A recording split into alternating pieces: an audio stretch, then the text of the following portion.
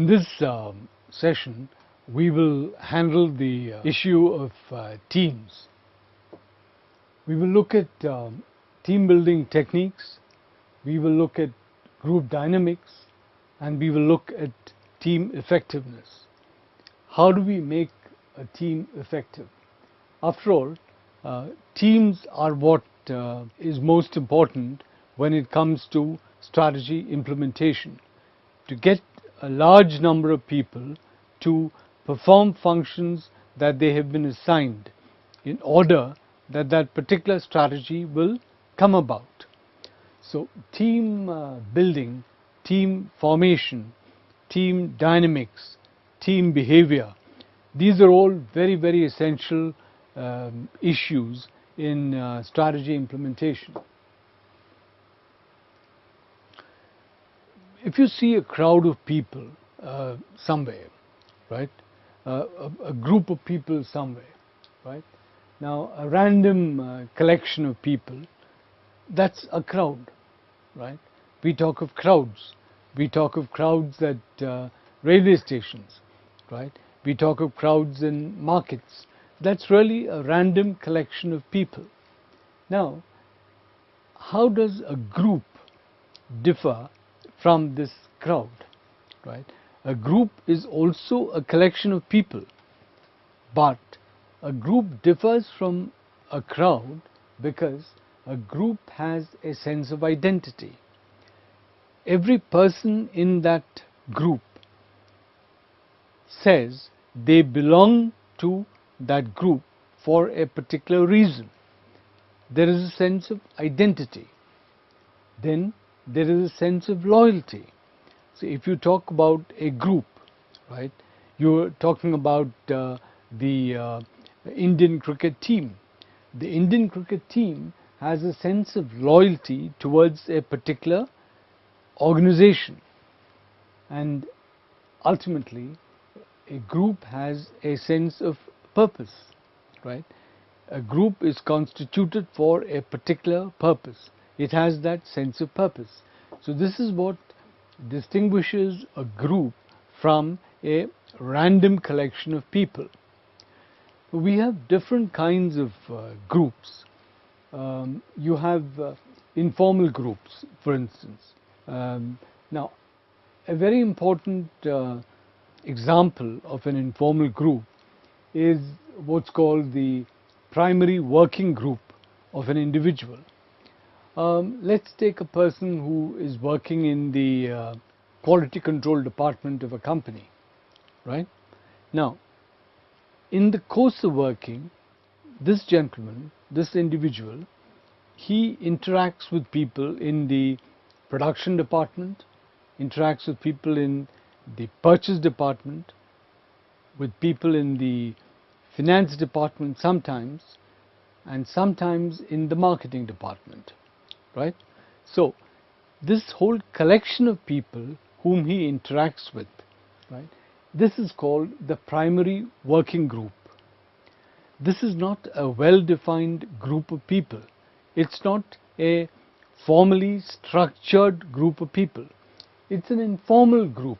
It's an informal structure.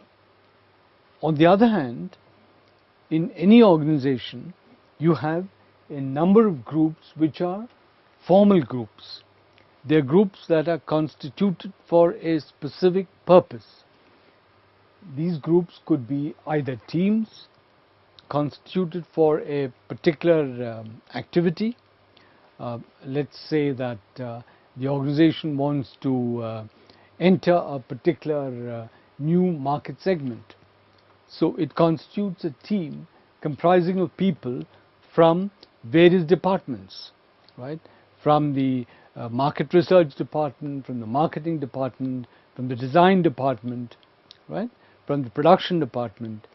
So it comprises of this group, this team, and then sends them into that particular market segment to study it, to evaluate it. So this is a team formed in a company.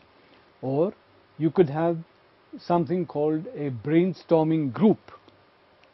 We'll look at this in a short while. Or you could have quality circles. We'll again look at this in a short while. Now, teams are groups of people who are formed for certain specific purposes. Okay, they could be different kinds of purposes.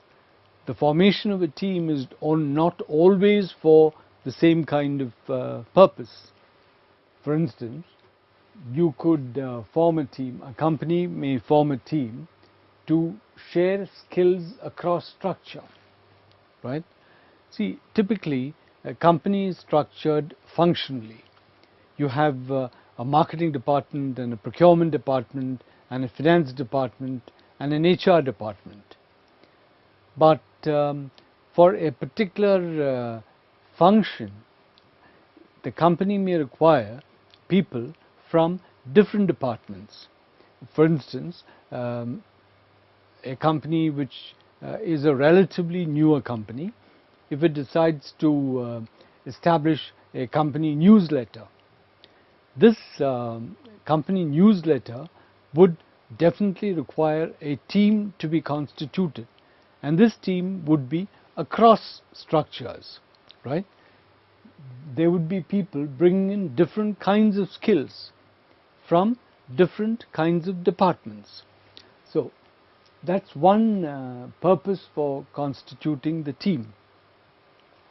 Or you could have a team made to increase communication. Let's assume a situation where there is a market research department and there is a design department. Now these two departments work together. The managers of these two departments work together. They keep meeting continuously.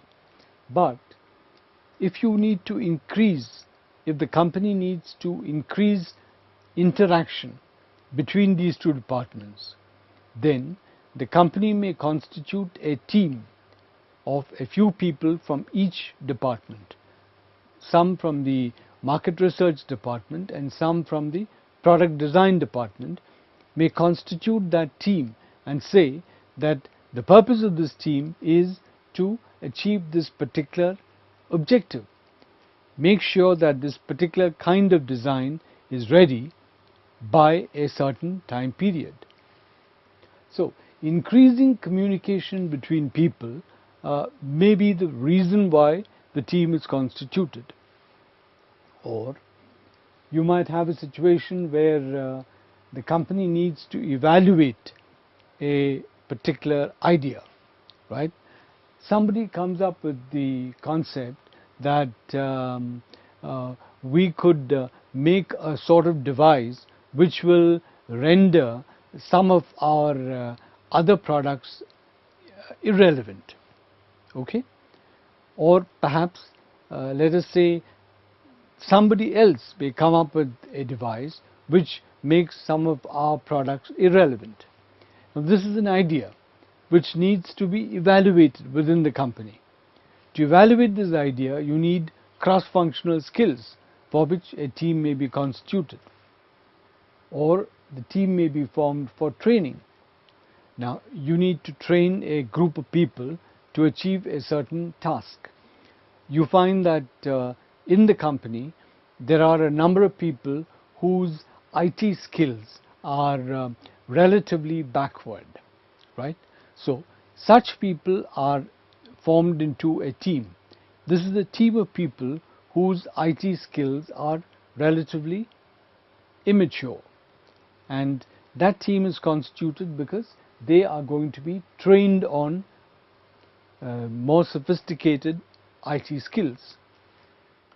Then ultimately there is the question of consensus building.